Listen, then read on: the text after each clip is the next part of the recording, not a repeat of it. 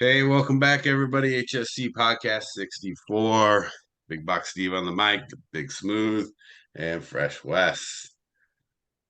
And tonight we're getting into a lot of good topics. So stay around, listen to the end because you're going to like all the topics, I think. If you are watching on YouTube, don't forget to subscribe and like. Love comments. If you got any comments for those on Spotify, Anchor, Apple Podcasts, thanks for listening. Appreciate the support. And if there's any topics you want to hear, if you know that, throw those in the comments for us because it's always good to get more topics out there. We're not limited to sports for all of you watching either. So if you want to comment something besides sports, we're happy to do other comments, other topics as well. But we enjoy sports and movies, so you're going to hear a lot of that. All right. Just real quick, we don't need to jump into this too much, but obviously NBA Finals started tonight. We have been talking a little NBA to start. Um, Denver, Miami, Miami ends up winning that game 7. That was kind of just a crazy series, but now they go to Denver. I mean, I guess the only question in my mind is, does Miami have a chance? I don't think so. I don't think they have a chance. I think the Nuggets are just a buzzsaw. It's either going to be a sweep or a gentleman's sweep. Yeah. Yeah, Jokic, man, just Another triple crazy. double. Another big triple double too. It's not like he's just barely getting it. Well, he's just a stat patter, though. He Yeah, doesn't. not at all MVP. Yeah. What do you think, Wes? Does Miami have a chance? Not much of a chance. I mean, unless something drastically changes in the next game. I mean, Miami didn't play bad, but they'll probably be tired too. And Yeah. so they do get another couple days off. See what happens game 2. If they're going to change the series, it's probably going to have to be the next game because they go down 0-2. Denver will probably just pick up one of those games. And Right. and to me, it only goes 5 games. Yeah, then you're like at 4-1, right? Yeah. Yeah, and Denver getting that rest really helps them. Like they're not a typical team. They don't play a lot of players. They play a lot of minutes. And so them getting the rest, I think, helped them sweeping their series and then Celtics and Heat going 7. I think that really helped Denver more than anything. So I'm kind of in the same agreement. I thought Denver had the best chance of winning it before. I still think have the best chance of going now. So we'll see how it plays out, but NBA playoffs, I think, are a wrap. But let's get into some NFL talk, right? I mean, I know we're still a few months out from preseason stuff, and but a lot of stuff happened in the NFL lately. But we're gonna start with a topic that it's a hot topic right now. I don't know how much social media you guys do, but I've seen this topic quite a few different social media platforms, and so I wanted to get our thoughts on it so we can get our 2 cents out there with all the other people out there doing this. And what they're talking about are the most overrated quarterbacks in the NFL history. I've seen some which are overrated right now, which is an interesting topic too. But I think the history one it's a real interesting topic because so many factors can play into what makes a quarterback great or Hall of Fame worthy or not or overrated. And there's a certain matter of opinion that comes into this as well. Um, and I'll give you an example, and I'm gonna tell you right now, this guy's not on my list, but I've seen him on a lot of lists, or from a lot of social media users, which was Brett Favre. And when you think about a guy that's thrown 500 touchdowns, you start looking at that stat, but then they throw out some other stats too, and then you start thinking about stuff like that. So it becomes a little subjective, as you start looking at this. So what we're doing top 5 most overrated NFL quarterbacks of all time, and we'll go 5-1. And so, Derek, why don't you lead us off? No, this one, He was an okay quarterback, but I think because where he played, everyone gave him more credit than he did, and he never won in the playoffs, never reached the Super Bowl. And that's Tony Romo. I Well, mean, he he was played real high on my list. he played in Dallas, and so automatically they were like, "Oh, he's really good." But he what? He's an 8-8 quarterback. Right. Yeah, he never did a whole lot, didn't have real great stats. Um, I had him real close to the number top five. The reason I took him off is because I'd never think of him as even rated good. So how could he'd be overrated? So it's hard for me to say, but I guess there are some people that think Tony Romo is good. I mean, I think now that he's a broadcaster, kind of hypes that a little bit. Yeah. But I definitely agree. Tony Romo is up there. See, Wes, what do you got at five? I got Doug Flutie. Doug Flutie. Okay, let's hear it. Yeah. I mean, he came in the league.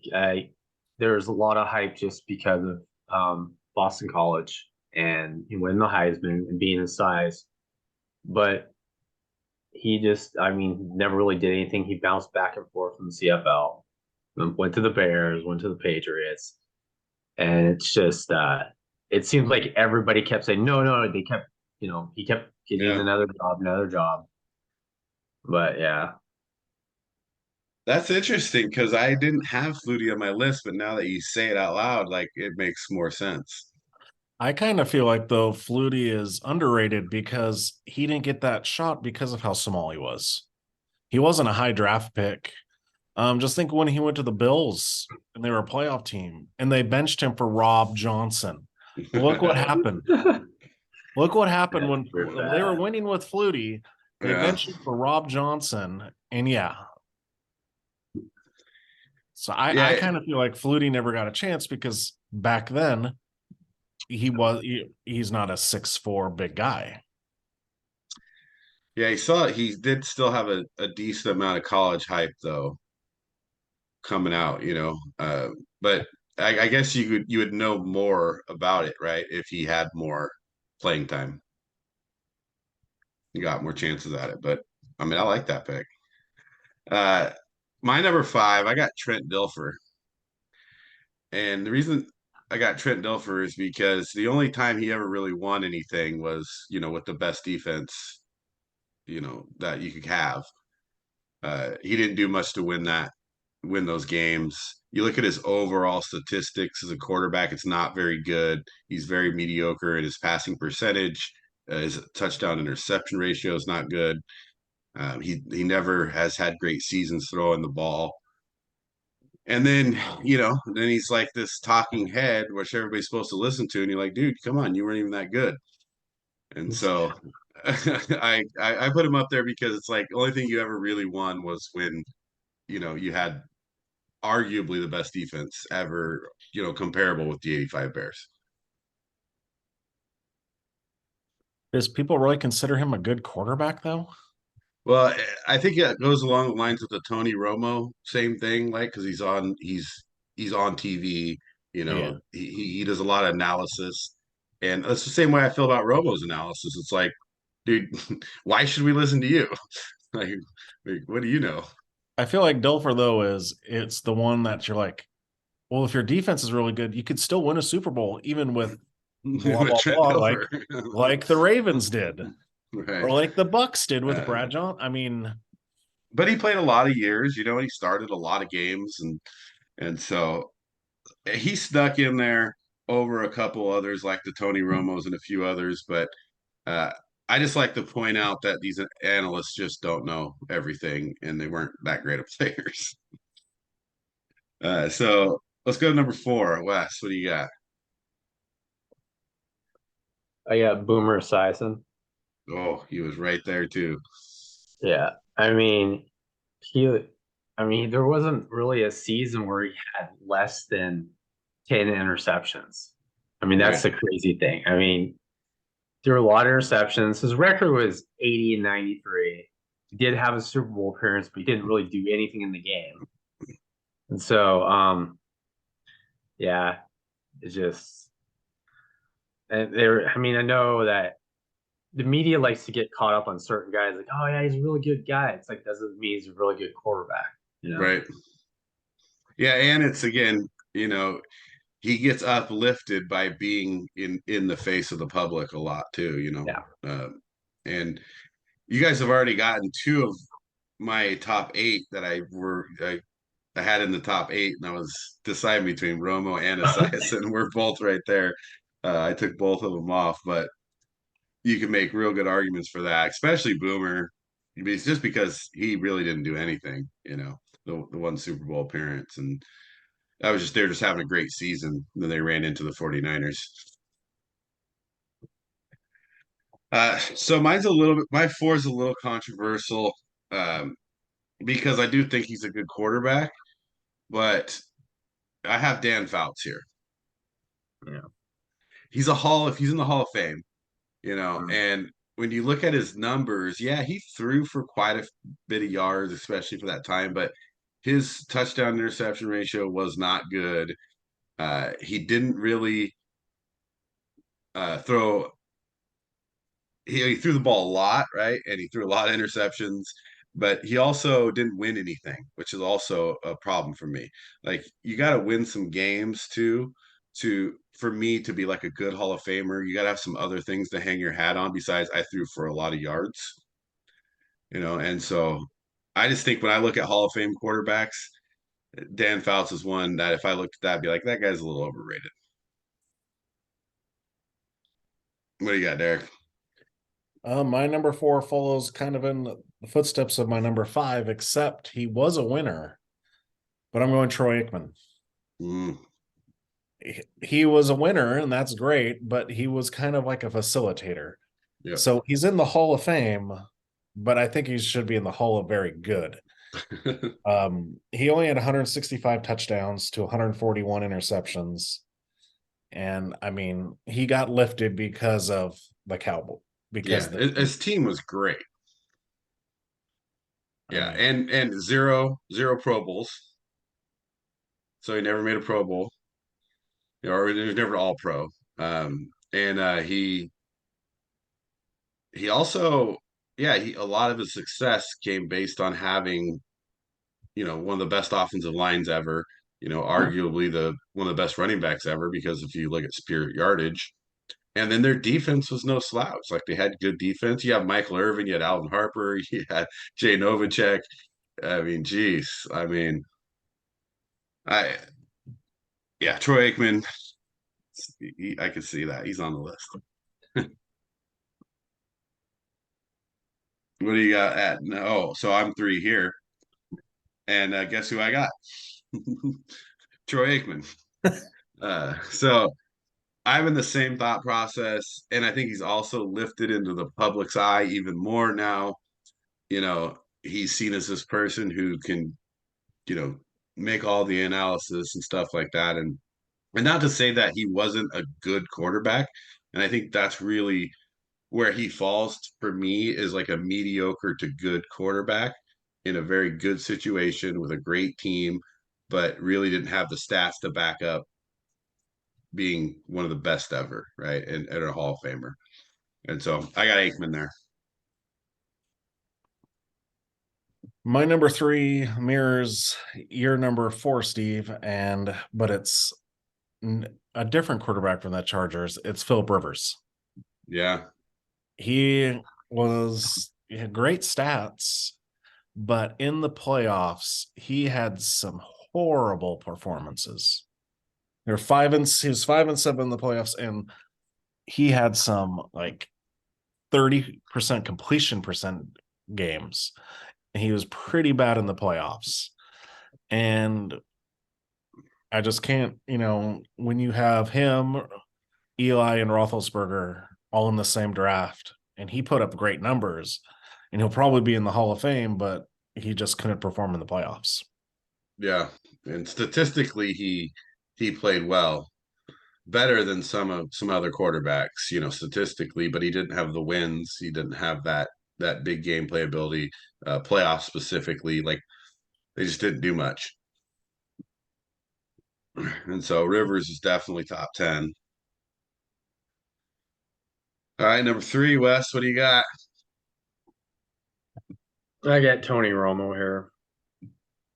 Just it was nauseating for years just hearing how great he was all the time. So You hear how great of an announcer he is. Yeah. Yeah, I mean, yeah. No, he talks a lot as an announcer. It's not quite refreshing, let's put it that way, sometimes. But no, it's just he just didn't perform in the big moments. Of course he was talented, he put up stats, put up numbers, but I mean the Seattle game, almost a snap. I mean, pretty simple thing to do. Catch the ball, kick the ball.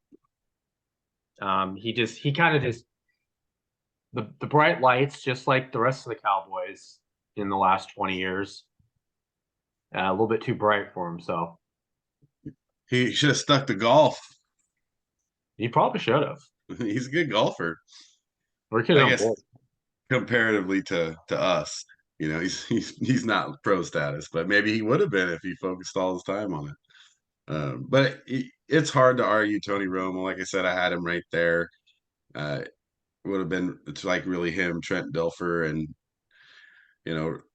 those are guys that I put in all that same era. And what I don't like about them, or what I think gives them the overrated in my mind, is not just because they didn't win anything, but again, it's like now they're supposed to be the so-called experts, and I don't know. You just didn't really show much. So how are you going to come back and tell everybody? Well, and he had what? Joey Galloway, T.O., and Jason Witten. Yeah. Oh, they had plenty of players on Dallas, yeah, and good defense, so they had good teams. I think Dak Prescott's going down that same path. So here's where it gets ugly. The top 2. So Derek, you're leading off here. I was debating this because both these guys I think are so overrated, but both are for different reasons.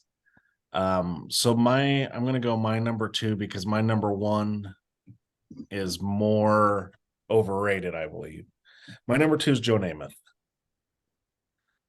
173 touchdowns to 220 interceptions, completion percentage of 50.1%, and a QBR of 65%. So all he's really, he gets into the Hall of Fame because of him predicting a win in the Super Bowl, which his defense carried him on. Yeah. Which some people say might have been fixed. What? You ever heard that one? No, I haven't heard that one yet. Oh man, you gotta look into that one. It's a good. Dude, It's this a is good. Weeb Eubank, dude. Weeb Eubank coached for Baltimore, so he knew. It's like Chucky, man. Here's the story. It's because they were trying to merge, right? Oh yeah. And so the story goes that they wanted them to win so they would look good so they could make that merge happen. And then the second part is like they broke down the Baltimore's game, showing how like they completely just came off the rails from what they normally did throughout the season to get there, like just a total breakdown. And then they show a couple plays where it's just like where are you throwing the ball? What are you guys doing? And Johnny U, man. Johnny U. It's a fun, it's a fun one to isn't watch. That because of Buddy Ryan? So here's the other question though. Maybe he knows that the game's fixed, so of course he comes out and predicts the win. Yeah. You already know the fix is in. Maybe Earl Morrill threw the game because he threw like 4 interceptions. Right. But Johnny Unitas, he has nothing to do with it, man. Yeah. I'm telling you, it's on the bench until the 4th quarter. Then they put him in the game like, hey, you're down 16-0. You got a bad shoulder. Go out there and throw 3 touchdowns and win the game. Did he really have a bad shoulder? Oh, no. Come on, man. Like it's only a conspiracy theory till it's true, right? No, I wouldn't put anything past Earl Morrall. I get that, Yeah. but still. So that's I mean, but yeah, I mean, statistically, you look at Namath, the only two things he has going for him is the first player to ever throw for 4,000 yards and the one Super Bowl. But listen to this one. Okay, back one more thing. It is weird, I will admit, that Morrall like got benched and they put in Unitas, and then Super Bowl 5, Unitas got hurt, and Morrall came in and won the game. See how it flipped like that? Yeah, That is kind of weird. How long has this game fixing been going on? The script, right? It's all about the script. All right, Wes, who do you got it to? Oh God, I got Joe Theismann Oh yeah, because I'm angry because he like hurt my childhood in Super Bowl 17, and then he comes back and gets waxed in Super Bowl 18. That's like the greatest Super Bowl ever. yeah. Black Sunday.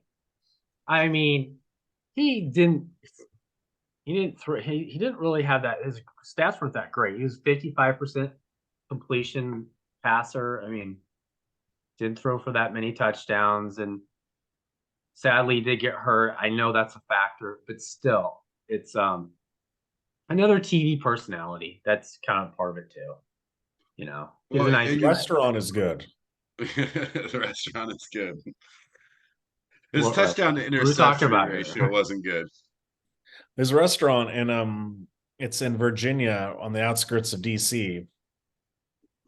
They have really good crab cakes, and they had this fried banana bread. Whew, so good.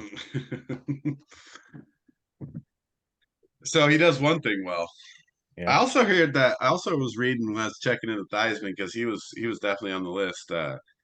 That he was very arrogant and people didn't like him very much. What? Yeah. Yeah. The So. quarterback in the You mean he was NFL? like? You mean he was like Shooter Movies? McGavin? He was Shooter McGavin, right? He was nice on film, like, "Hey, I'm a nice guy," and then when the kid's like, "Shut up, sign your autograph." Yeah, right. When the cameras are off. Yeah. But I could see that. I could see Theismann being up there. So I have Terry Bradshaw right here.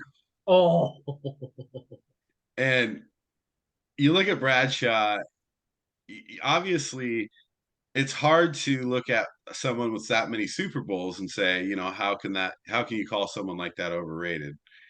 But statistically, he was awful. Yeah. And then on top of that, you look at the team he played with, and then it's like, okay, at best, he's a mediocre quarterback, and so I don't give him any credit for his wins. The only thing I give him credit for is that he played and won 4 Super Bowls. Good job, dude. You fell into the right place at the right time. Are you saying that he had good receivers? Like, hey, Lynn Swan, go Yeah. up there and jump over, dude. I'm Right. just gonna throw it anywhere, and you're gonna catch it. Right. But I will say one thing. Do you guys remember when he threw the last touchdown to Lynn Swan in Super Bowl 10? Did you ever watch it? He got knocked out of the game, like cold. Right. They had to pick, and he threw the touchdown pass, and they had to drag him off the field. Done. Yeah. Now, well, it's not that he can't throw the ball. Like, he's a quarterback in the NFL. His stats are horrid. He never really had any great seasons. His team got him there. He actually won a couple Super Bowl MVPs because, with his great receivers. He had some pretty good running backs too, like Franco Harris. Like, I mean, they carried the ball a lot, and so he didn't have to throw the ball a lot.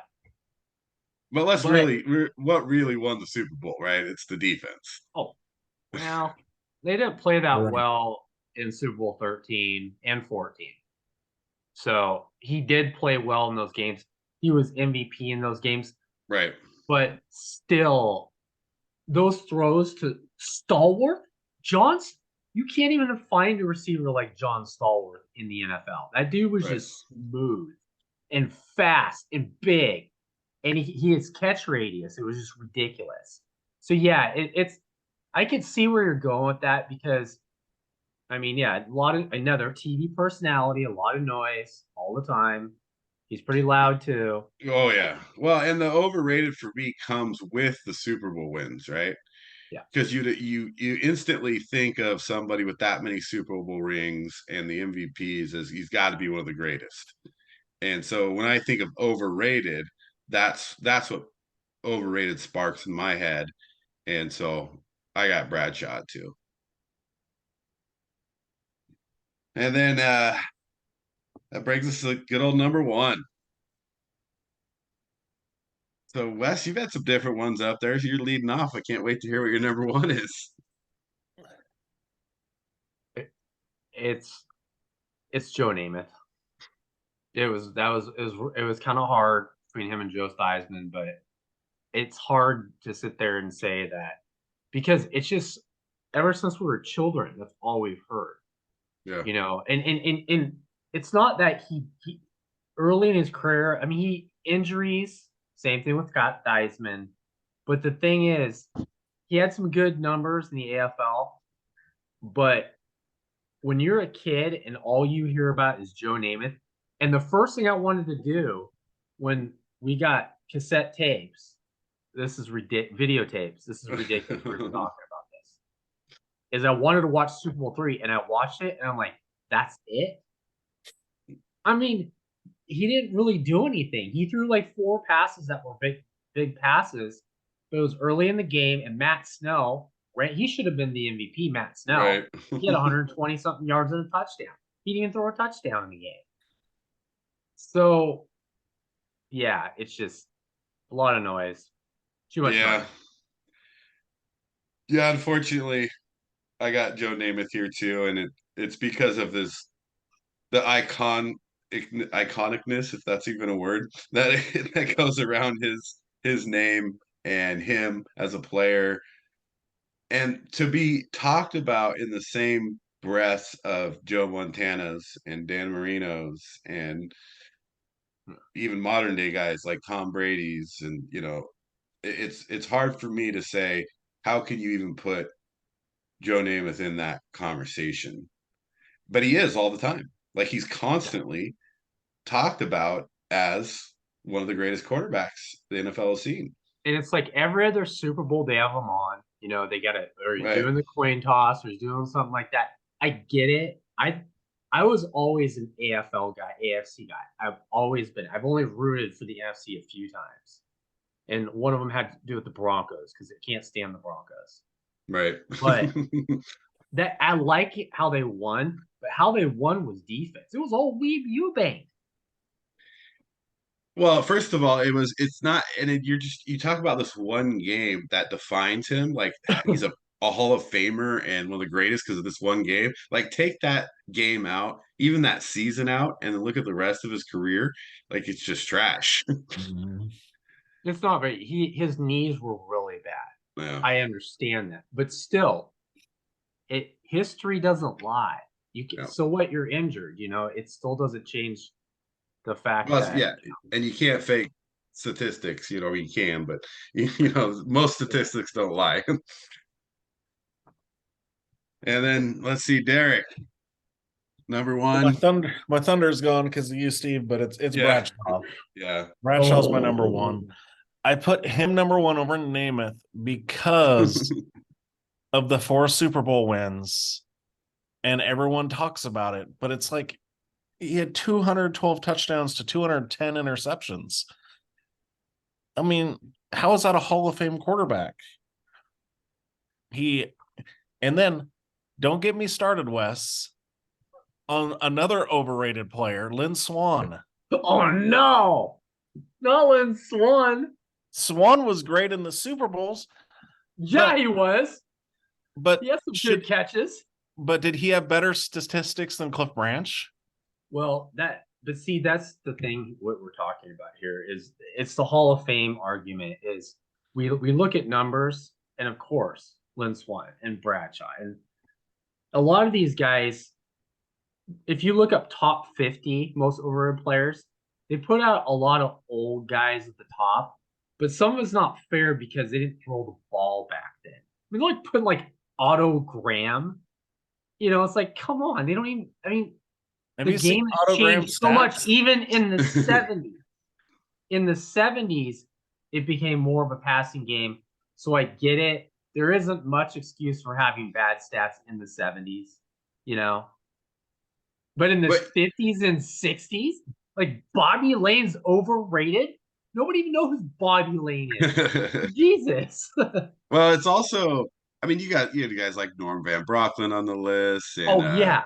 Kenny Stabler, Oh, and erroneous. George Blanda. Erroneous. Erroneous on all accounts. I saw one that had LaMonica on there too, and Yeah, I'm like, Daryl really? LaMonica. They had Blanda on there. Mhm. It's like he was a backup. He was a kicker. I did notice in like doing a lot of the research as you went back in history with statistics, it was more likely that they had a closer touchdown to interception ratio. There was a lot more of that than there is in 80s, 90s, and 2000s numbers. It's until the 49ers came along and it changed the whole game. Right. They didn't have to take so many chances. But the thing is, that's a hard list? Because I'm like driving, I'm like, man, I want to put him. I'm like got Phil Simms. I'm like, but what happens is you think about it, it's like, was Phil Simms even really considered good? No. That's the problem you run into, because I had Phil Simms on the list. I had Jim Kelly on the list. Yeah. And you look at Jim Kelly, you're like, well, dude, you lost 4 Super Bowls, but then you're like, well, you went to 4 Super Bowls, and so you go back and forth with some of that. I also saw a couple lists with guys like Mike Vick on there, Donovan McNabb. That's my quarterback, man. I had. Dude. Yeah, I wanted to put McNabb on there. I'm like, no, I can't. I want to put Steve Young on there. I'm like, come on, Steve. That's a tough one. You just jacked Joe Montana's job, and all of a sudden, I'm going to Jerry Rice. It's like, that's hard. Here was one that I had, and then once, because it's like one of the narratives out there, but then I looked at his numbers. I'm like, actually, they're not that bad. Eli Manning, he actually doesn't have that bad of numbers. No, he did. Yeah, it's not terrible, but but then he's falling into the latter years where you expect those numbers to be a little better than 50-50 on your touchdown interception ratio, or 50-50 on your win percentage. If they don't win those 2 Super Bowls, obviously Eli is not considered good at all. No, you have no idea. I was like, I made a list right when we said the tag. And guess who was at the top of my list? Jay Cutler. Jay Cutler, man, number 1 did. And I'm like, wait a minute. He wasn't really good. I had McMahon on my list, but I was like, nobody's going to know who that is. Yeah. Well, it's not, honestly, the list. We can make 3 lists of the quarterbacks today. Yeah. Or in the last 10 years. There's so many. I was like, that's not fair yet. Like, I've already racked on some of these guys way too. Like Mac Jones, I'm like a little harsh on Mac Jones, but still, I'm just banking that it's not going to be the greatest year for him. But to sit there and say, oh, they're the most overrated players already, it's too soon. Here's one that we didn't talk about. He's still playing, and I just think he's overrated because of how much hype. He's good. He's a Hall of Fame quarterback. But the way they talk about him, and it's like, okay, you won 1 Super Bowl. You're the same as Brett Favre, Aaron Rodgers. Yeah, Aaron Rodgers. Yeah. Everyone talks about Aaron Rodgers as like one of the greatest quarterbacks of all time. Wes, on that little list you sent, they have him down as the GOAT of the Packers. Really?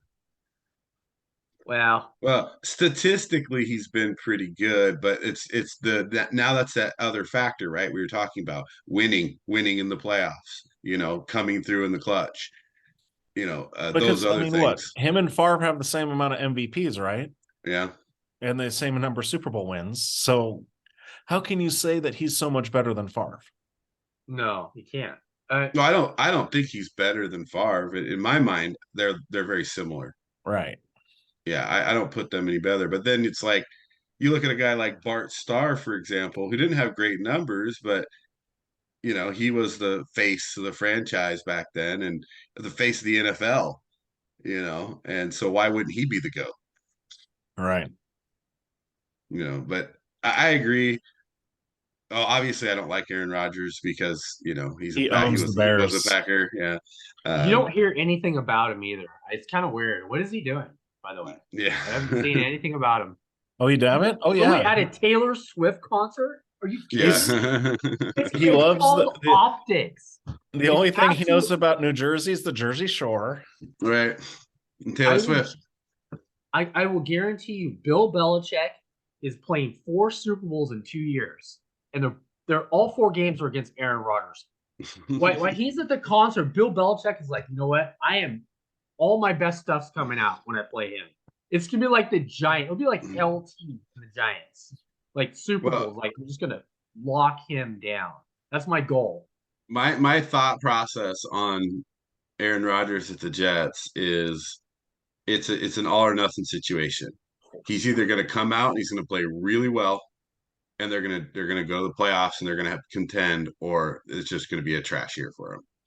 I don't think that'll be any mediocrity in there. Like it won't be like they almost got there. I think it's going to be all or nothing. No. What do you mean miss the playoff? I see they could potentially go 8-8 and miss the playoffs, but I mean, I think they're going to be there. But man, Yes. you're putting some pressure. He's out part. He's all over the place. It's like, man, I tone it down a little. Remember, Yeah. you are almost 40. One hit break you in half, dude. Like not good optics at all. Well, he's got that alternative health lifestyle. Oh, So you never know, God. dude. He could live to be Oh 200. yeah. Well, he was in the dark room. Like, what Right. were we thinking? So it's a great transition to our next topic, which is quarterback wide receiver duos currently in the NFL. And I mean, I'm guessing we're going to have some similar thoughts on these, maybe in a little different arrangements. Um, but as I look at it, there's a couple that came up that kind of stuck out in my head that I was like, I'll give you an example, like Derek Carr and Olave. I actually think that's a great place for them to have a good season, right? I think, Well, I was especially. thinking Derek Carr and a healthy Michael Thomas. Well, that's what I'm saying. If Michael Thomas comes out healthy, how much better is that for Olave? And then the way Derek Carr throws the ball, you could see a big season out of there for Olave.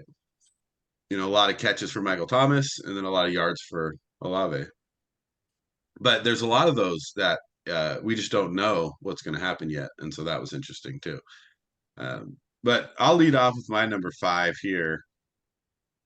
And this might be a little controversial, and a lot of people may not agree with this, but I have Cousins and Justin Jefferson at number 5. And the reason I have it is Cousins is holding them back so far. Even though they have good statistics, like you should be way better. Cousins is the same thing. He falls apart in the big moments. He doesn't throw the ball well when he needs to, whether it's playoffs or prime time. And you got Justin Jefferson, who I believe is the best receiver in the league. And you're rated at number 5. That means that you're not good at the quarterback position, but you still get to be in the top 5 because you have Justin Jefferson. So I'll start it off there. Justin Jefferson, Kirk Cousins, number 5. When I looked at my criteria, because I thought of Cousins and Jefferson, but I looked at quarterback first. And because there's so many good receivers out there, and I think there's like a core, like a group of quarterbacks. And so my 5 is Herbert and Keenan Allen. Or you can even go with Mike Williams. I think Yeah. they're interchangeable at that point. But yeah. And Herbert, I think, carries the load for their duo, whether each way you go. But Keenan Allen brings some good things to the table. He's a great route runner. He catches the ball well. Mike Williams is a huge deep threat, big guy, catches in traffic. So if it was like all your wide receivers and quarterbacks, and your Well, quarterback. Keenan Like, Allen is yeah, still Chargers. a top 10 wide receiver. Yeah. Yeah, So it's going to be a health thing for him for a while now. yeah. Yeah, So you I get went with a top 5 quarterback, a top 10 wide receiver for my yeah, over. yeah, and that's a good one. All right, Wes, what do you got at 5? Yeah. Geno Smith and DK Metcalf. I mean, there's nothing wrong with that. I mean, I because mean, it's just, you could have Tyler Lockett in there. I know that. Well, that was the thing. It's like, I mean, it's a good. I mean, he's so. I just didn't think he would be as good of a route runner as he was, and just Yeah. the way his lateral movement, just being so big. But it's a great weapon for Geno Smith. And he played well last year. I'll give him that, even though I think this year it might be a different thing. Yeah. But I think if he does run into trouble, I mean, he's got a great security blanket and Lockett, and he's got DK on the other side and some new weapons. But Yes, Gino for me this year, this is where it's like the proof is in the pudding year for him. There's obviously not a ton of tape on him out there from years previous, and so he went out and he threw a lot of short passes and had a high completion percentage and played within the offense, and he did well.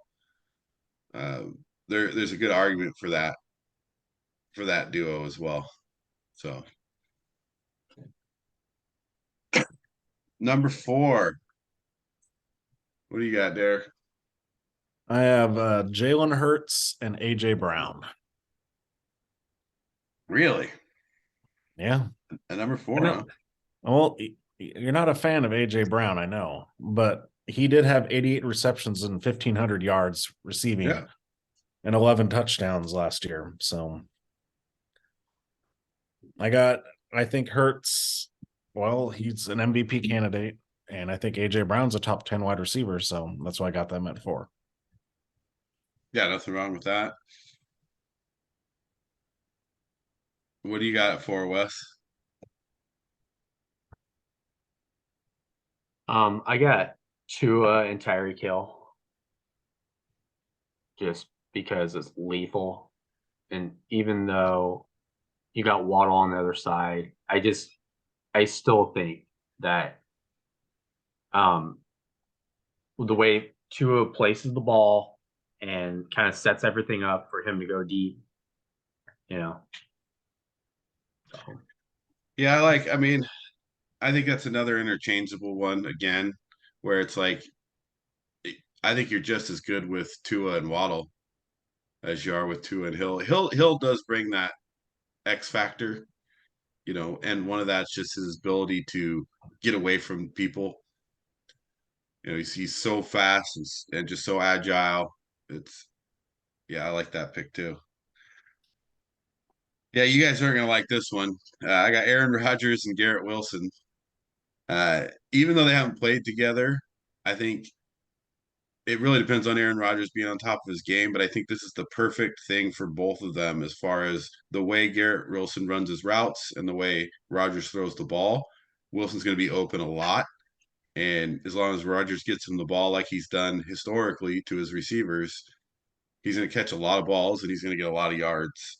And I think it's good for the Jets if Rodgers can actually,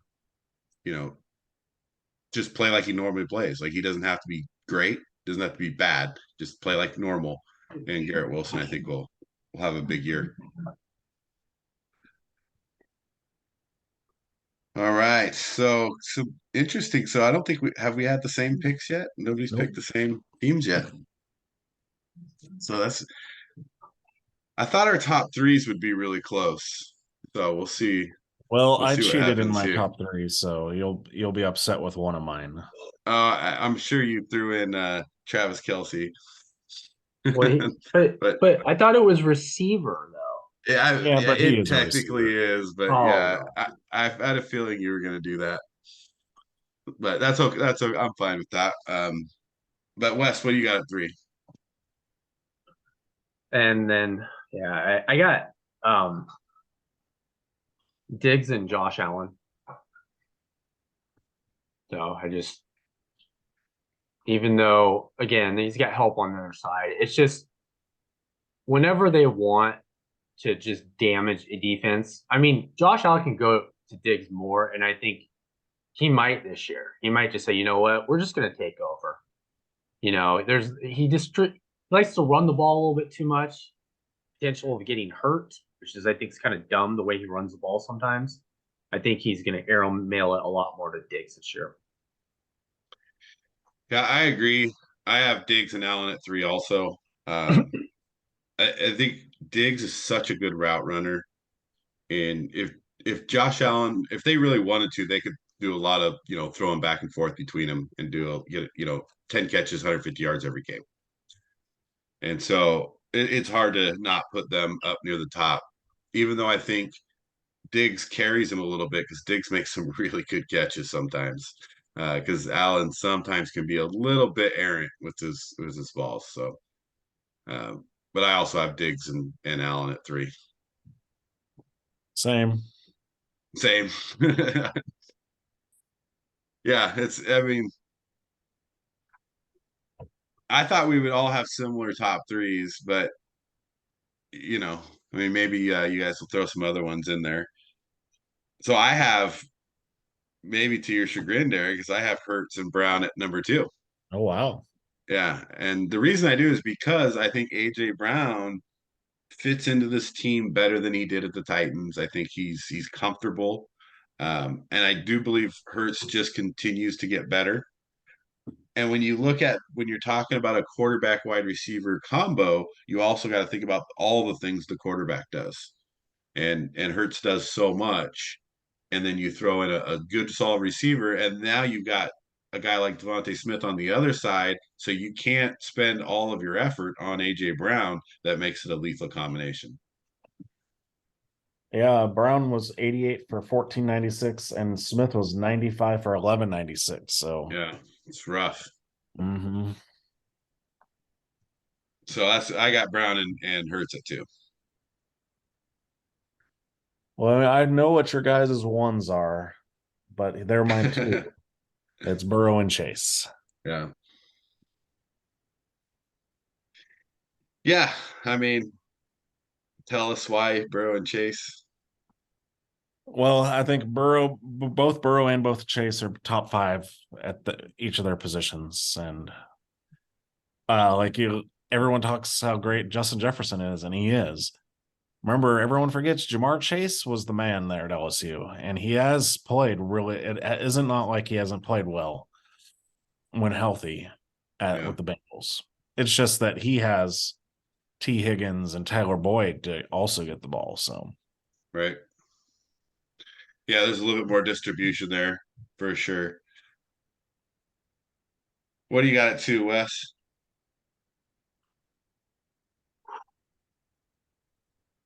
I got to go with Stafford and Cooper Kupp. Just because of just the combination. I mean, that's his go-to. Yeah. I mean, it's just like when all else fails, I mean, it's amazing how Cooper Kupp gets as open as he does. But Stafford is good enough to find him. I question how healthy he's going to be because he hasn't been very healthy last year. And it seems like he's been banged up the last couple of years. But he gets him the ball. There's no problem getting him the football because he's such a great receiver.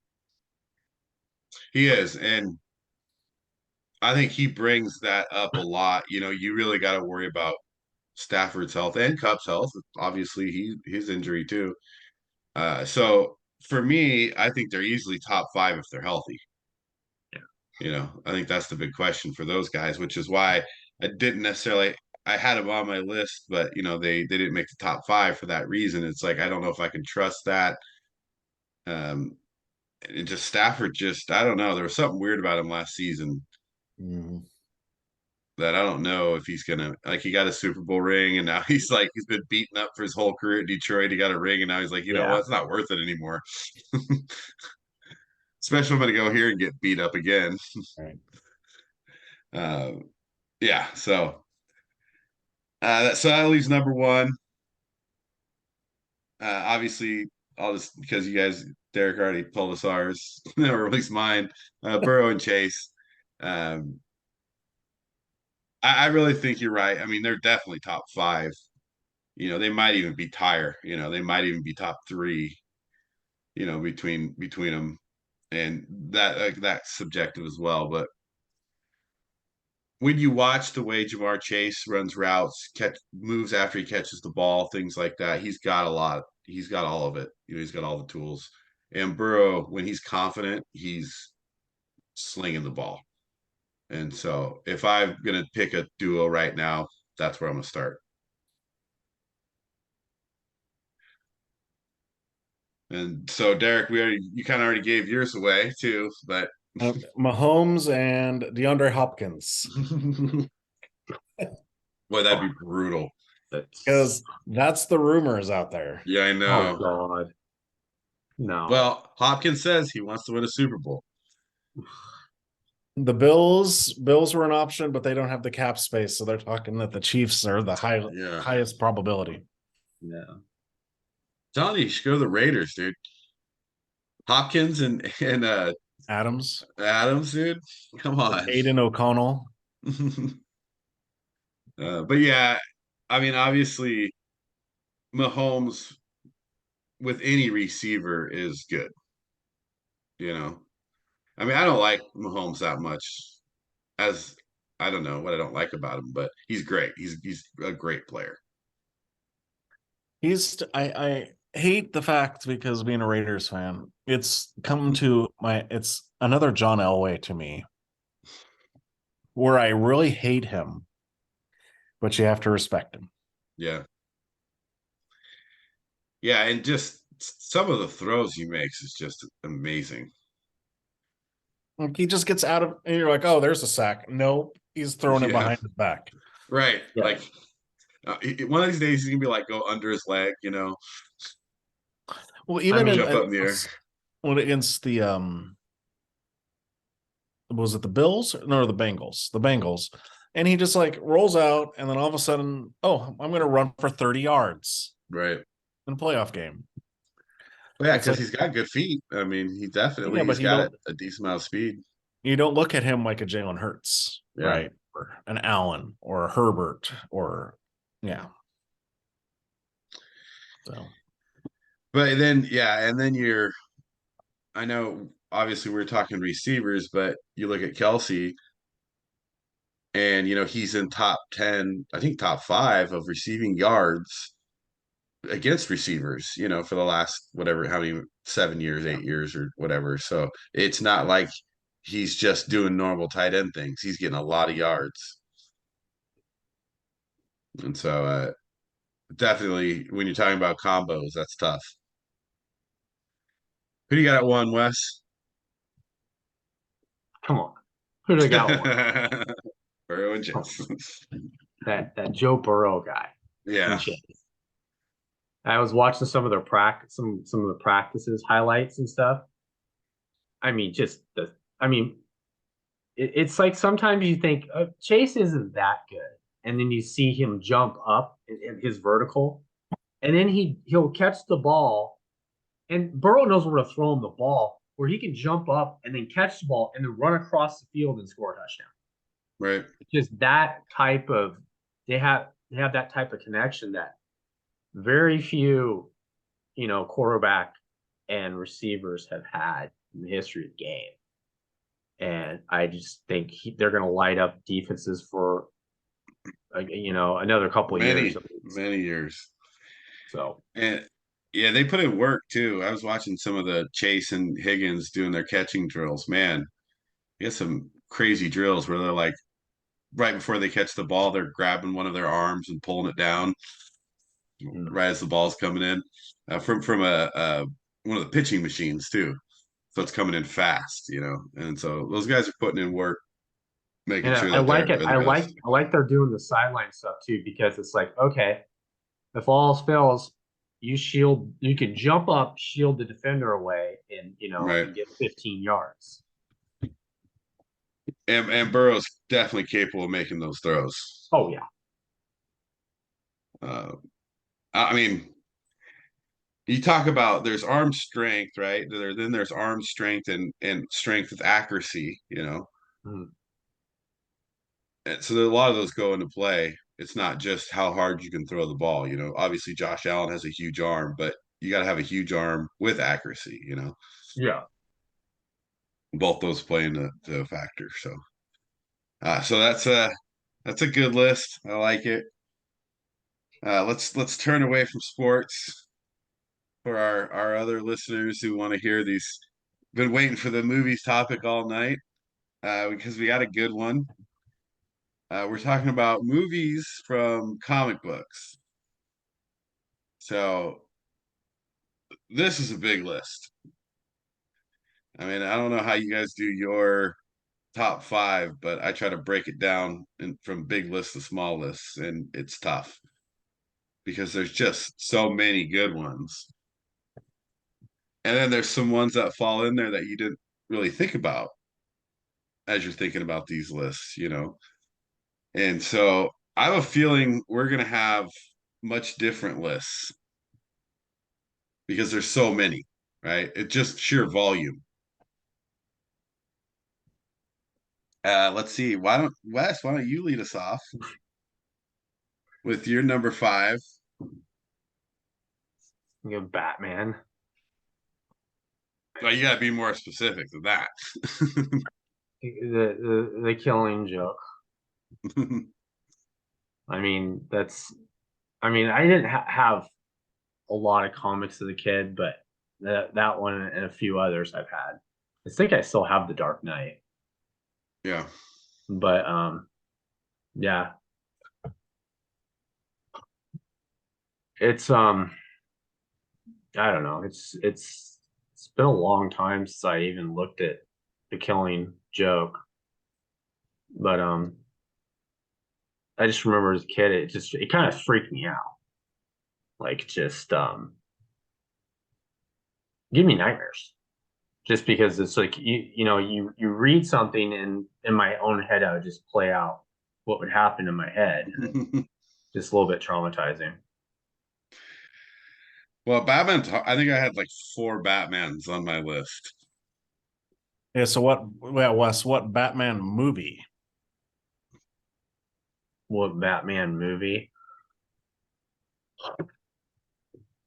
I still like The Dark Knight. That's my Yeah. favorite. Yeah. Dark Knight's an easy one, I think, to put on the list. I think that's probably on most people's lists as you go through that. I think The Dark Knight's a great movie. I mean, not to spoil my list, but that's on my list.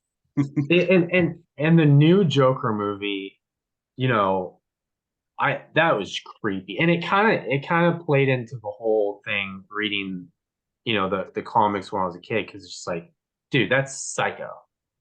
Right. I have a hard time watching the new Joker movies.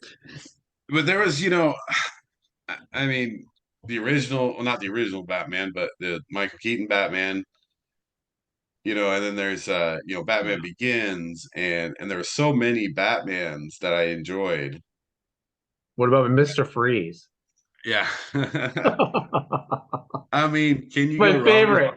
with Arnold playing Mr. Chill out. Chill out. They were And like, when they were casting, it's like, we'll just throw Alicia Silverstone in so people forget how bad the movie is, right? so, but I mean, A Dark Knight, obviously, great movie.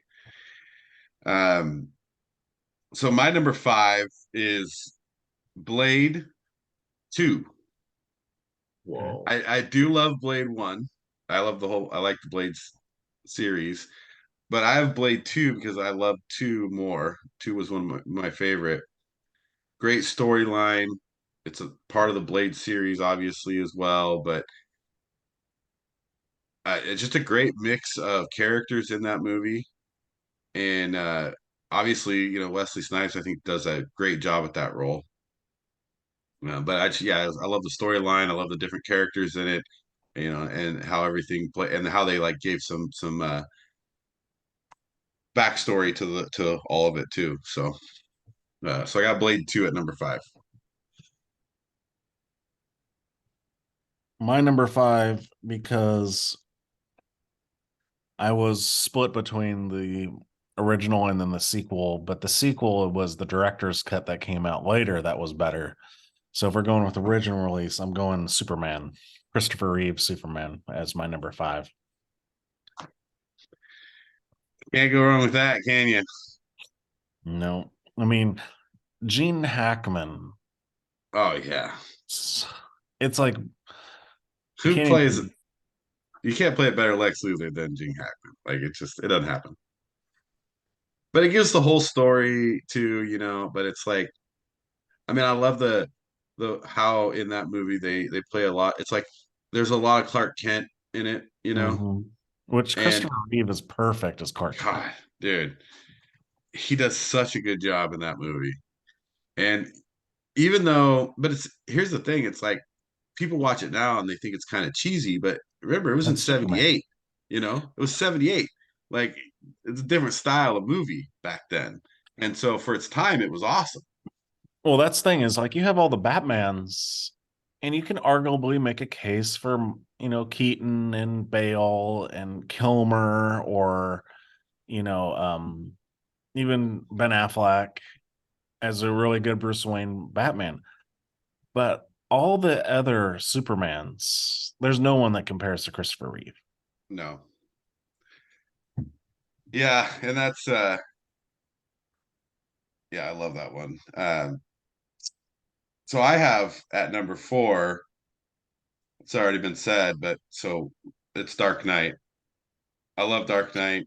I think um although I love Jack Nicholson as the Joker in the first, well, though not the first, but the Burton back Batman. Heath Ledger just does such a great job in that movie, and I think Christian Bale does a good job in that movie.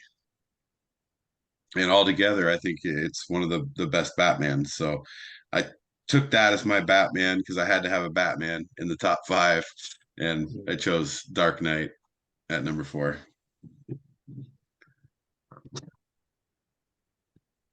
What do you got, Derek? I'm switching my list because I'm going to take out one of my Batman, so I only have one. So my number 4 is Guardians of the Galaxy. I'm feeling you're gonna put that in there. I had that real close. Now, I Those were the think the last biggest ones. thing about this one is I'm a comic book nerd. I love comics. I love watching comic book movies. And me and my wife Caitlin were at the theater and we saw a preview for Guardians of the Galaxy. And she was like, "That looks like the dumbest movie I've ever seen in my life." And I'm like, no, it's gonna be great. It's gonna be Oh great. man. And then she watched it and she's like, "Okay, that was a great movie." Yeah. Yeah, when you could turn people, it makes a good movie for sure. Um, but yeah, it does on over the from an outside view perspective for a preview, maybe, it does. It looks like, it's kind of going to be real super cheesy. It's like you got a talking raccoon, a talking Yeah. tree. But yeah, it's good, and it was up there. It was real close. Let's see. Wes, what do you got there for number 4? I got Thor.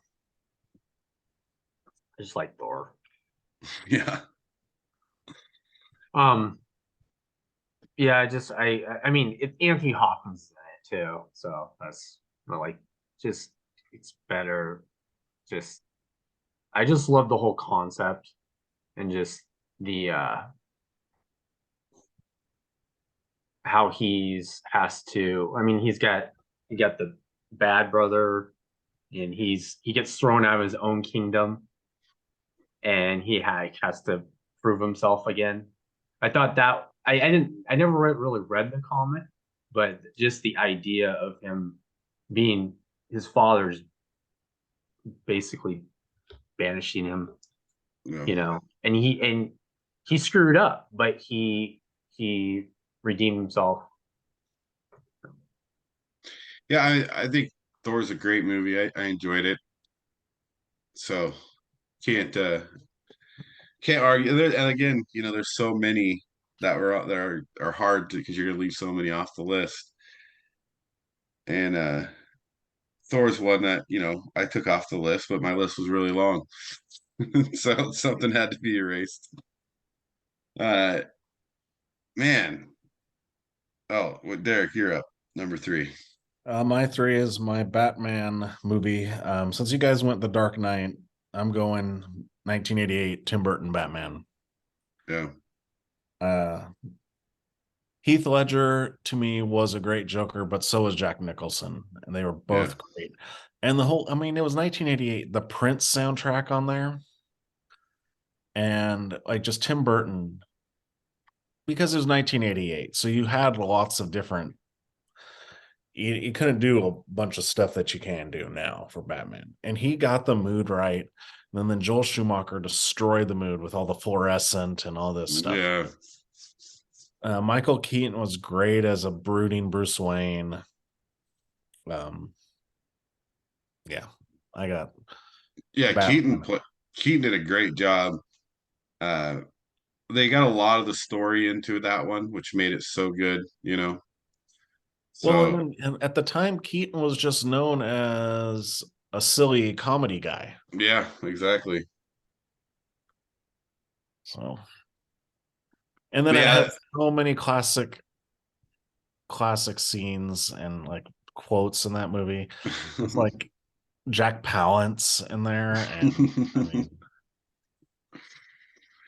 plus it's sentimental because me and Joe used to go watch that one in the theater. So yeah.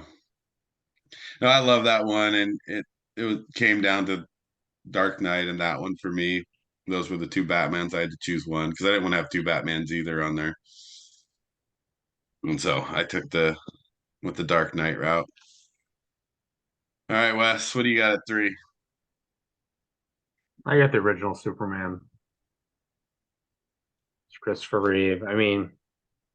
It's Gene Hackman makes the movie though, but still Christopher Reeve's it's just there's so many great scenes. And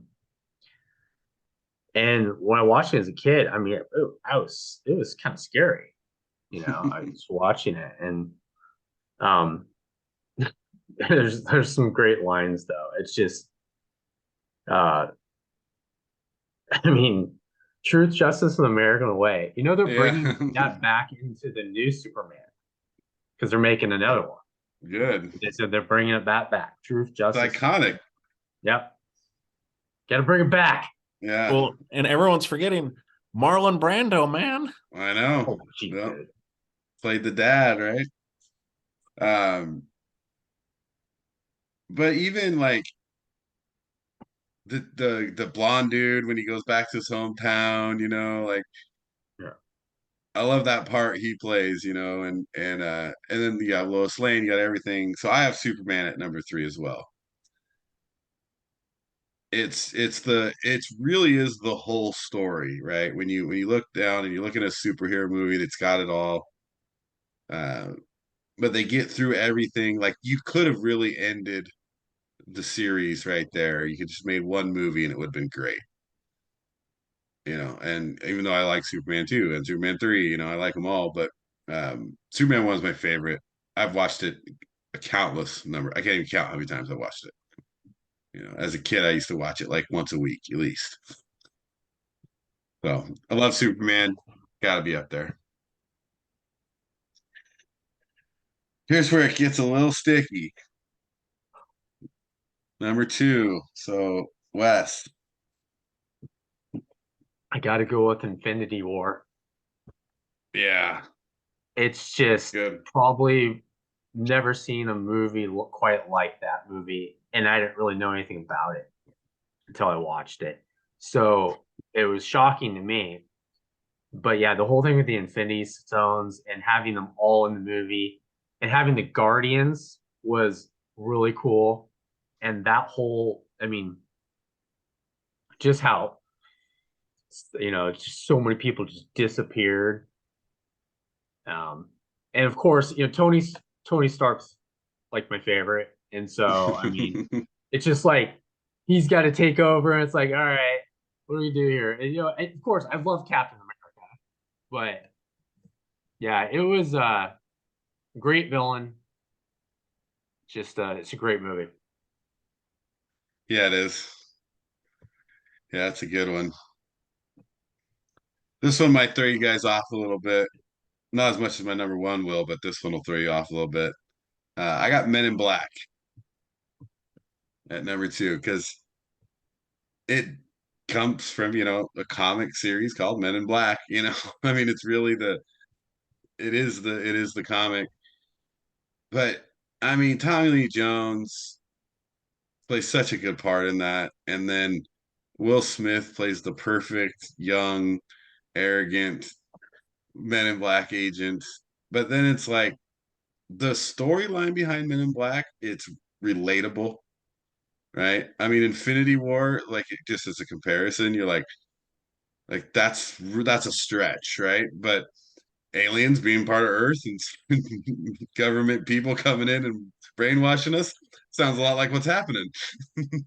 But I like that part of the story. I think it was well done. It's also, the storyline, the acting, um, everything was really done really well. It's one of my favorite movies. So um, that snuck in there over there as over some other movies that are more superhero type, comic type. But I got Men in Black there. Well, and then you're forgetting like Vincent D'Onofrio did such Oh a great yeah, job. yeah, playing the bug. I mean, and it's funny because if most people, I've asked multiple people watch that movie, is like, hey, it's this guy, that guy that played in Law and Order or whatever, and they're like, what? No, that's not him. Mhm.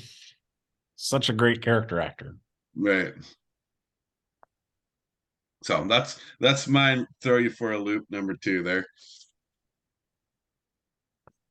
Well, time for my favorite Marvel guy, and it's Captain America: Winter Soldier. Mm, This movie it's a superhero comic movie, but it's also like a 1970s spy thriller. yeah. And that's why I love it so much. And you got Robert Redford in it, man. You got Robert Redford to play in a comic book movie. Yeah. So I think that for me is my number two. I just like the script, the writing, everything about that one gets it for me. And just having Robert Redford, who's one of the greatest actors of all time, to be in that and being a villain is great. Yeah, I like that one, and I like the Civil War one too. Thought that was a good one too. Both those are really good. Let's see, Wes. Number one. All right, did you give two yet? I think you got to give two. Oh, I didn't get to? Oh, I did. Oh, maybe I didn't. Two. Oh, it's that's Iron Man. Tony Stark. So I mean, is probably my favorite character because he just kind of like I mean, he's a philanthropist. He's kind of a regular dude, but it's just he's got so many great lines in the first one. And how he gets out of the cave, and then how he has to, you know, put together the Iron Man suit, and just the whole there's so many great lines that is well written. It's a fun movie because he's just such a great actor. I love Robert Downey Jr. Yeah, he remade his career, Yeah. with Iron Man. I mean, he even talks about it. You hear him talk about it, how, but also it's like Iron Man was one of my favorite toys as a kid, because it's just like it's just a dude in a suit. Like I could be Iron Man if I had one of those suits. If you're rich and a Yeah, I mean, super uh, genius. but I mean, I am a super genius. I'm just not rich, so just need to get one of those going. It's a good movie. I love Iron Man, so you can't go wrong with that. All right, Derek, lead us off. Number one movie. Now, this one I have a number one because I think without this franchise and this movie in particular, the superhero movies would have probably died. And that's Spider-Man 2. Yeah. Tobey Maguire, Alfred Molina, Doc Ock. It's what brought this the Sam Raimi Spider-Man trilogy is what brought comic books back. So that's why I got it at number one.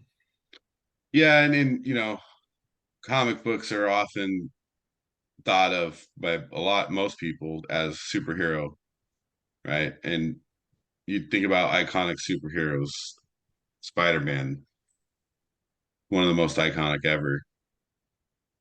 Which is interesting that 'cause number one like grossed a lot, Yeah. but two it's funny how it's better. I mean, in my opinion as well. I think two is better than one. Um, Great movie. Yeah. I don't particularly like I just like Tom Holland a little bit, but I don't like all the new Spider-Mans. Just as far as the Spider-Man actors anyway. I mean the movies are good, but I think Tobey Maguire did a great job.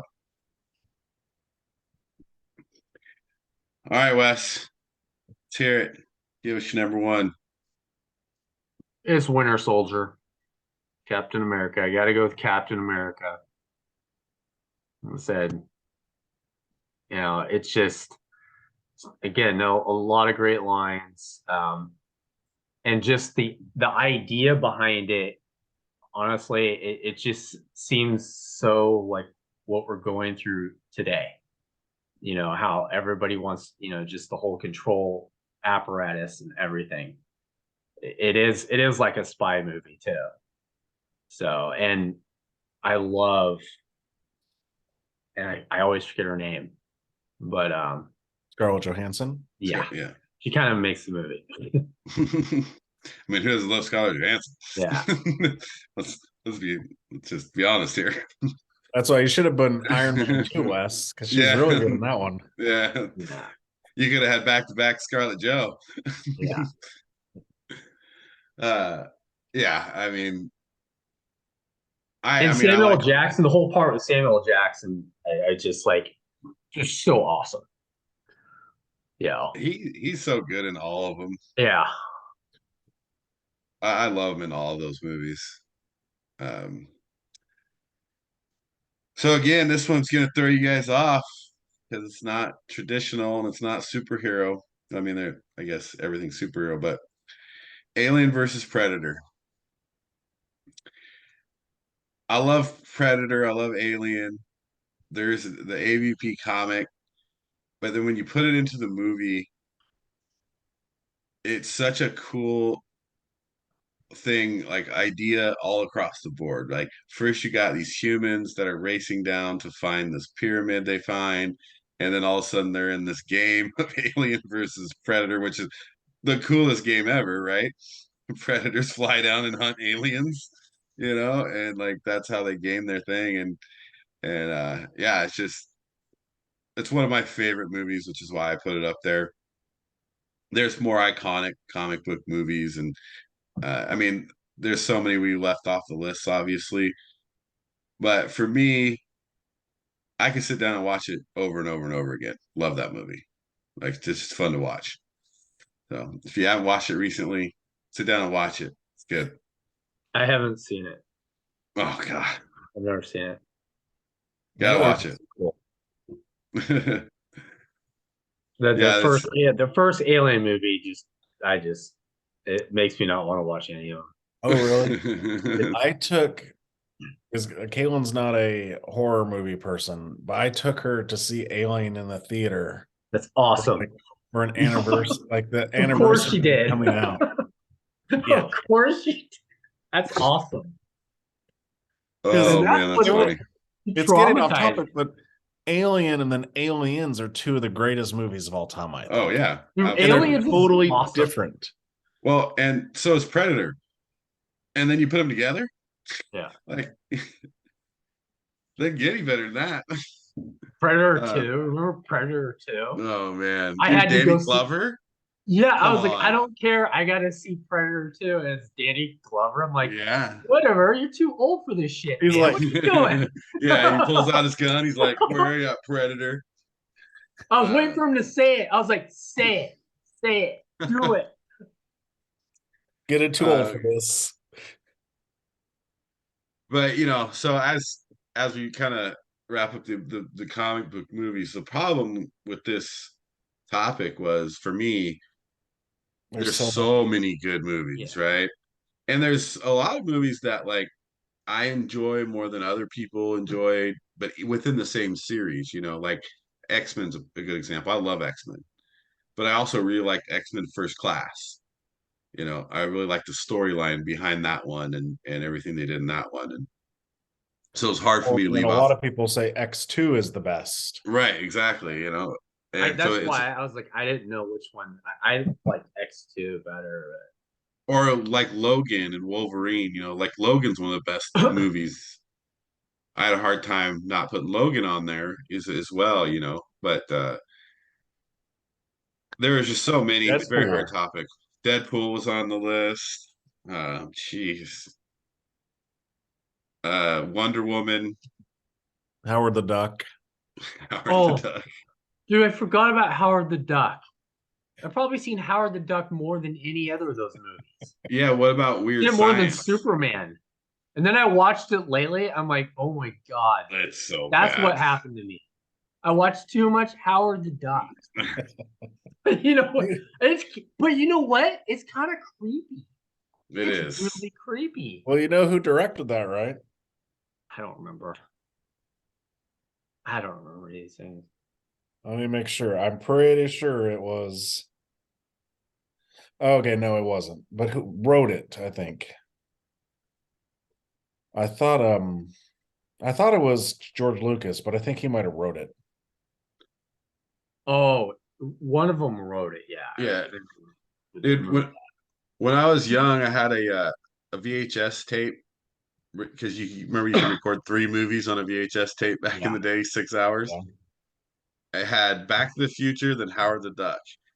And I used to watch that because I always loved Back to the Future, but then I just leave it on and continue to watch Howard the Duck. So I see that movie a lot, and it's bad. I got it on DVD. Lucas was just a producer. He wasn't. Weird Science was a hard one for me to leave off, dude, because I love Weird Science, but it's so loosely based on a comic. It's not called Weird Science, but it's the same premise. But I love that movie, dude. All the Iron Mans were really hard. All the Avengers, obviously. Those ones are tough. There's just so many. I mean, even Guardians, like Guardians of the Galaxy. I love Guardians in the Avengers, the Infinity War. Justice Leagues. It sucked. What are you talking about? Dude, I watched Batman versus Superman. It's on all the time. I like it. I watch it for the most part. I like the movie. I like Man of Steel too. The fighting, I love how he almost kills Superman, but then at the end, it's just too much. I'm like, come on, stop already. It's like, yeah, there's a lot, and like there's some I had to take off because they were too loosely based. Like I tried to stick with ones where it's like the same name, as the comic. I'm surprised, because everyone talks to Zack Snyder, but his best comic book one was Watchmen. Yeah, I know. I thought, you know what, I was gonna put them in the top 5, but I haven't seen it in probably 10 years now. I don't remember it, but when I saw it, I really liked it. I just haven't watched it in like 10 years. You probably really like Rorschach. Oh yeah. What about Swamp Thing? I've never seen it. Have you seen Werewolf by Night? It's like a little mini like a little 45-minute show on Disney Plus. It's about Werewolf by Night, who's a comic book character, and as Elsa Bloodstone, but also Swamp Thing makes an appearance. Nice. So that was awesome. Yeah, I don't. Most people haven't seen the old Swamp Thing, but I mean, for the '70s, it was good. Yeah. It's like the Thing. It was good for its time, dude. And we didn't mention any Fantastic Fours. Right, right. I haven't seen it. I haven't seen Fantastic Four. I saw the first one. Oh, actually, it was the other one with the Fantastic Silver Fours, Silver Surfer. Yeah, Oh, yeah. yeah, I saw that too. Yeah, I watched the Trainwreck one with Michael B. Jordan. That wasn't very good. Yeah, I saw like Unbreakable popped up, and I was like, Yeah. and then like Black Panther popped up. Like that's a good one. That's the problem, Deadpool you already mentioned, but there's just so many of them. So it was a hard topic to narrow down, but it was a good thought exercise. And now I'm gonna go watch Alien versus Predator. I'm going to watch The Guardians because I'm going to go see number 3 on Saturday. Oh, that's right. I want to see it. Yeah. Yeah, that's good, and it's something you can get your son into. Yeah, not yet, but yeah, once he gets a little older. Right now, he's only Star Wars. So Yeah, if we want to do top Star Wars stuff, he'll come and tell you his favorite. yeah. Empire Strikes Back, right? Yeah. Well, he loves now Clone Good. Wars and stuff too. Who? The Clone Wars Clone cartoon. Wars. Oh yeah. I mean, come on. We were watching Friday the 13th at his age. I know. It's not by my choice. Nightmare on Elm Street. and all that. Nightmare on Elm Street. Yep. Lethal Weapon and Yep. Die Hard and Top Gun. Jaws. I love Jaws, dude. Jaws is so gave good. me nightmares though. Dude, I watched Jaws in 3D with my sister, like when I was like 5. And my sister freaked Oh, yeah. out. I was like, this is kind of cool. Remember you had to put the And she's 3D like, "I can't glasses do on? this." For me, The it wasn't red and about blue. when all the people died. I didn't care. It was when like the dog goes into the water and then he doesn't come back. I'm like, Yeah. oh, what? Oh, man. That's messed up. Yeah, I love when Jaws 3D came out. That was cool. You had to put the 3D glasses on, and Yeah. there was like 4 scenes in the whole movie that you Yeah. used the 3D glasses. That's great. And then movie though, I watched all those movies, and the only one that ever really gave me nightmares or scared me wasn't even any of those. It was Wizard of Oz. Oh, really? Yeah, it's when the witch comes out, dude, and Oh, yeah. starts throwing fireballs at them. They're walking down the yellow brick road. I'm like, that's messed up. For me, the biggest one still is Wrath of Khan. Yeah. The I can't watch the earwig. I can't yeah, watch the that's Yeah. gosh, when we were that young, that movie's awesome and everything. But when we were that young, that was some creepy stuff. Oh Yeah. yeah. It was disgusting. I'm like, what? No. I think it was about 5 years ago I was able to watch it. Yeah, Well, it's that's my a messed favorite up Star scene. Trek, but yeah, that scene, it's like, oh, That is a messed up scene. But then all the movies back then were, so it didn't matter. That was the golden age. It'll never be like that again. All right, well, we'll wrap it up here. Thanks for everybody for listening. If you're still listening, some good reminiscent talk there. Got our top 5 comic book movies. We did top 5 most overrated NFL quarterbacks, top 5 wide receiver quarterback duos. Pretty good podcast there. Thanks for watching. Don't forget to subscribe and like. If you're listening on any of the podcast channels, appreciate listening, and we will see you next time.